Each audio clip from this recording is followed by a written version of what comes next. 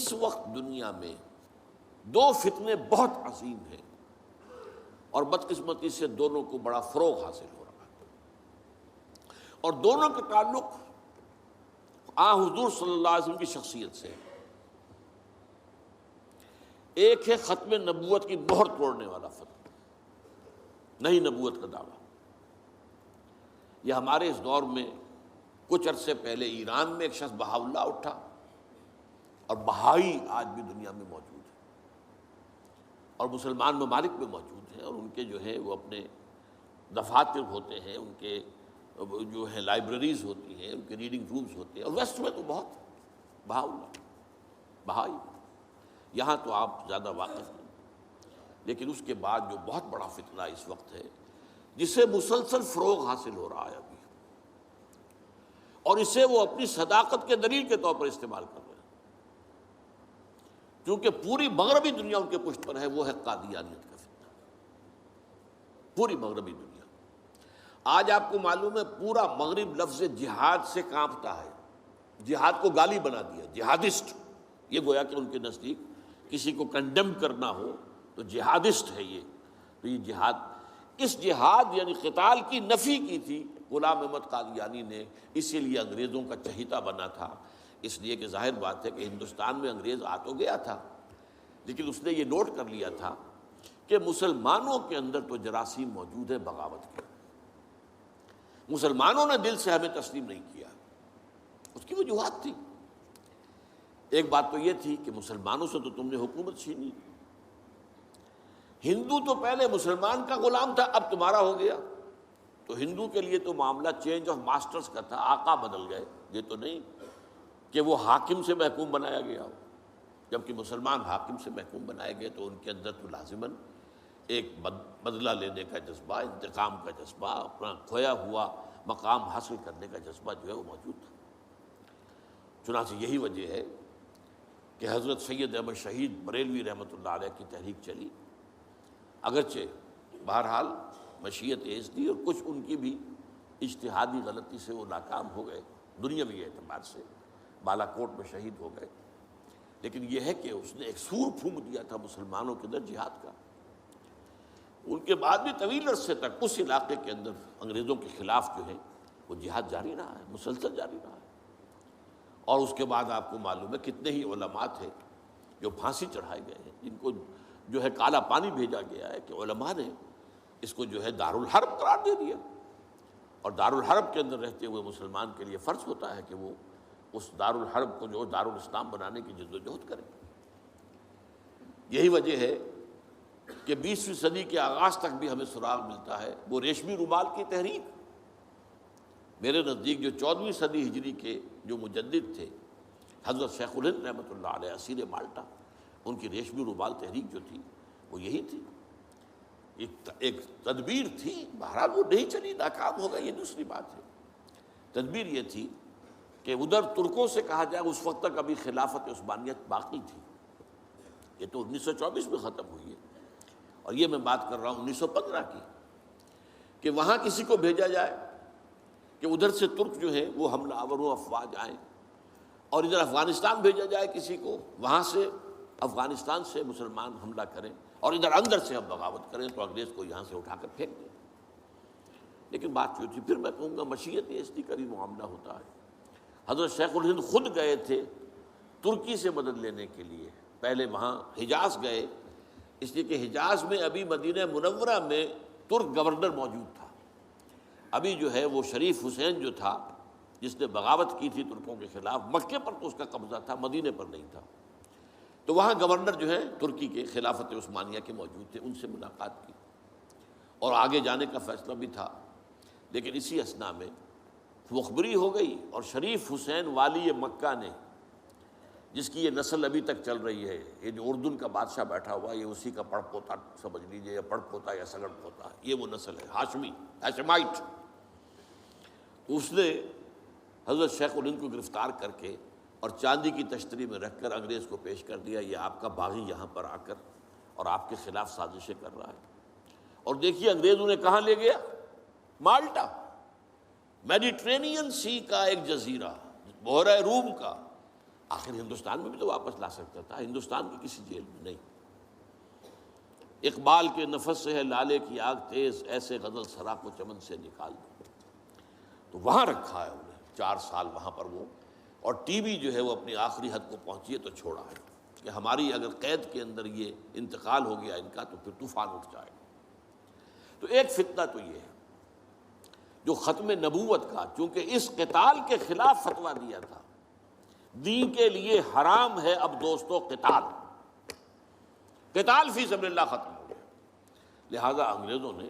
ان کا چہیتا بنا، ان کے فتنے آج بھی پورا ویسٹ جو ہے،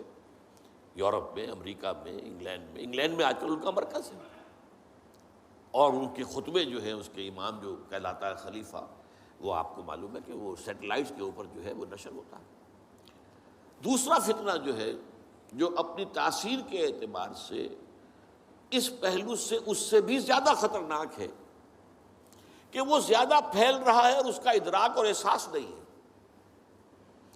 ختم نبوت کا معاملہ تو ایسا ہے جو اتنا واضح ہے، کسی کا نبوت کا دعویٰ کرنا اتنا واضح ہے کہ ہر مسلمان سمجھ لے گا کہ واقعی وہ تو دائرہ اسلام سے خارج ہو گئے، اور جو اسے مانے وہ دائرہ اسلام سے خارج۔ چنانچہ یہ فیصلہ جو ہے ہمارے ہاں آپ کو معلوم ہے، سرکاری سطح پر، حکومتی سطح پر، ریاست کی سطح پر، پارلیمنٹ نے طے کیا کہ قادیانی خواہ وہ ربوائی ہے اصل قادیانی، خواہ وہ لاہوری ہے جو لاہوری احمدی اپنے آپ کو کہتے ہیں، وہ دونوں دائرہ اسلام سے خارج ہیں۔ لیکن یہ دوسرا فتنہ وہ ہے کہ جو اندر ہی اندر جیسے دیمک جو ہے لکڑی کو کھا جاتی ہے،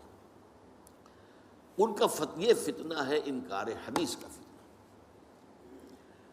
قرآن مانیں گے، قرآن کو سمجھیں گے، حدیث ہاں ٹھیک ہے، حدیث اپنی جگہ ہے، اس میں اخلاقی تعلیمات جو ہیں ان کو ہم سر سے سینے سے لگائیں گے، لیکن مطاع جو ہے حضور کی ذات صرف اپنے زمانے کے لیے تھی، بعد کے لیے نہیں۔ میں نے جو آج آپ کو آیات سنائی تھی، قل اطیعوا اللہ واطیعوا الرسول، اے نبی کہہ دیجئے اطاعت کرو اللہ کی اور اطاعت کرو رسول کی صلی اللہ علیہ وسلم۔ فَإِن تَوَلَّوْا، پھر اے نبی اگر یہ پیٹھ موڑ لے، فَإِنَّمَا عَلَيْهِ مَا حُمِّلَ وَعَلَيْكُمْ مَا حُمِّلْتُمْ، تو ان سے کہہ دیجئے، انہیں یہ بات بتا دیجئے کہ جو ذمہ داری ہم نے ڈالی اپنے رسول پر وہ اسی کے مسئول ہوں گے، جو ذمہ داری تم پر پڑی ہے اس کے مسئول تم ہوگے۔ وَإِن تُطِيعُوهُ تَهْتَدُوا، اور اگر تم ان کی اطاعت کرو گے تبھی تم ہدایت پر ہوگے۔ دوسرا سورۃ تغابن کی آیت میں نے آپ کو سنائی تھی، وَأَطِيعُوا اللَّهَ وَأَطِيعُوا الرَّسُولَ فَإِن تَوَلَّيْتُمْ فَإِنَّمَا عَلَىٰ رَسُولِنَا الْبَلَاغُ الْمُبِينُ، اطاعت کرو اللہ کی، اطاعت کرو رسول کی صلی اللہ علیہ وسلم۔ پھر اگر تم نے پیٹھ موڑ لی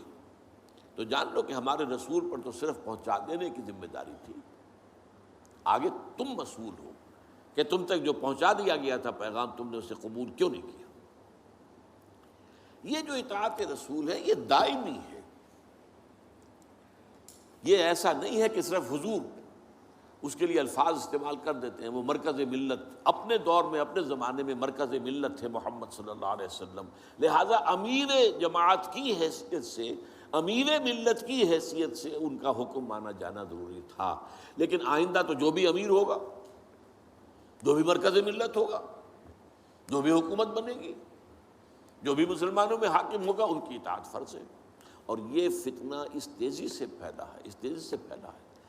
اس لیے کہ شریعت کی بہت سی پابندیاں ان لوگوں نے اسی حوالے سے حدیث کو اٹھا کر پھینک دیا۔ پردہ کوئی شے نہیں ہے، کوئی خاص شے نہیں ہے، پردہ جو ہے یہ تو ایک خاص دور کا کلچر تھا بس۔ اب قرآن مجید کی آیات کی جو ہے وہ غلط تعویلیں کر رہے ہیں، ترجمے غلط کر رہے ہیں۔ اب عام آدمی جو ہے، عام جدید تعلیم یافتہ آدمی جو ہے، اسے کہاں عربی کا پتہ ہے، وہ اسے کہاں پتہ چلتا ہے کہ یہ جو آیت کا ترجمہ کیا جا رہا ہے یہ غلط کیا جا رہا ہے، ٹیڑھا کیا جا رہا ہے۔ یہی آیات کے ترجمے میں تحریف قادیانیوں نے کی ہے۔ ان کا ایک عام مبلغ اور ان کے زیر اثر کوئی شخص آئے آپ سے بات کرے، آپ ہکا بکا رہ جائیں گے، وہ آیتوں پر آیتیں پیش کرے گا، لیکن ترجمے اس کے غلط کر رہے ہیں۔ آخر وہی آیتیں ہیں جو 1400 برس تھے مسلمان جو ہیں صحابہ سے لے کر اور ہمارے دور تک علماء پڑھتے آئے ہیں، ان کا ترجمہ انہوں نے کیا۔ تو یہاں پر بھی یہ ہے کہ وہ تعویلیں غلط کرتے ہیں، اور ایسی ایسی تعویلیں کہ ذرا سے بھی عقل اگر ہوتا کیا ہے، انسان کی مت ماری جاتی ہے۔ کسی خاص معاملے میں آپ کسی شخص سے متاثر ہو گئے، اب اس کی ہر بات آپ قبول کرتے جائیں گے، اس پر جو ہے تنقیدی نگاہ نہیں ڈالیں گے، یہ کمزوری ہے۔ چنانچہ ایسی ایسی تعویلیں بھی ہیں کہ یہ قرآن مجید میں جو آیا ہے کہ چور مرد ہو یا عورت ہو جو ہاتھ کاٹ دیے جائیں، اس کا مطلب ہاتھ کاٹنا نہیں ہے، تو مولویوں نے خامخواہ غلط بات سمجھی ہے، تو بڑا وحشیانہ فعل ہے۔ اس کا مطلب یہ ہے ہاتھ کاٹ دو، جیسے کہ کبھی والدین کہتے ہیں اپنے بیٹے، بیٹے تم نے تو ہمارے ہاتھ کاٹ دیے، یعنی کوئی معاملہ ایسا ہے کہ تم نے ایسی بات کر دی ہے کہ اب ہمارے پاس کچھ نہیں رہا، کوئی چارہ کاری نہیں، تو گویا کہ تم نے ہمارے ہاتھ کاٹ دیے۔ تو ایسا معاشرہ پیدا کر دو کہ چوری کی ضرورت ہی نہ ہو، بس یہ ہے ہاتھ کاٹ دینا، معاذ اللہ۔ حالانکہ قرآن مجید اس کے بعد کہتا ہے جزاء لما کسبا نکالا من اللہ، یہ جو سزا ہے اللہ کی طرف سے اور ان کے کیے کا کرتوت کا بدلہ ہے، یہ بات کہی جا رہی ہے۔ تو یہ جو ہے ایسا نظام قائم کر دینا، یہ کوئی سزا ہے، یہ کوئی عبرت کی بات ہے، یہ تو بہت اچھی بات ہے۔ لیکن یہ کہ وہ لوگ جو پرویز غلام احمد پرویز، عجیب بات یہ ہے کہ پنجاب نے یہ دو غلام احمد پیدا کیے، غلام احمد قادیانی، غلام احمد پرویز، ایک نے مہر ختم نبوت کو توڑا اور ایک نے حدیث کے بارے میں اور مستقل طور پر سنت رسول کو شریعت کے بنیاد ہونے کی حیثیت سے چیلنج کر دیا۔ اور یہ فتنہ میں آپ سے عرض کر رہا ہوں، آج چونکہ جیسے قادیانیوں کو پوری مغرب کی سپورٹ ہے، ایسے اس فتنے کو بھی، کیونکہ وہ کلیش آف سویلائزیشن میں اسلامی تہذیب کو ختم کرنے کے درپے ہو گئے ہیں، اور اسلامی تہذیب کا اور شریعت کا دار و مدار اکثر و بیشتر تو حدیث پر ہے، سنت پر ہے، لہذا وہ دین کی جڑ کاٹنے کے لیے یہ جو انکار حدیث کا فتنہ، یہ استخفاف حدیث کا فتنہ ہے، اس کو سپورٹ کر رہے ہیں۔ اور رینڈ کارپوریشن کی جو سفارشات ہیں ان میں شامل تھا یہ کہ ایسے ماڈرنسٹ کہ جو اسلام کی ایسی تعبیریں کریں جو ہماری تہذیب کے ساتھ مماثل ہو جائیں، تو ان کو سپورٹ کیا جائے اور انہیں خاص طور پر الیکٹرانک میڈیا پر انہیں ایکسپوجر دیا جائے، اور آج یہ ہو رہا ہے پاکستان میں بڑے پیمانے پر۔ تو یہ جو ہے اس اعتبار سے آج زیادہ ضرورت ہے کہ ہم حدیث نبوی کا مطالعہ کریں، تاکہ اس کی عظمت جو ہے وہ ہمارے دلوں میں جاگزیں ہو جائے، اور حضور صلی اللہ علیہ وسلم کے ساتھ ایک محبت کا اشتوا جو ہے رشتہ مضبوط ہو جائے۔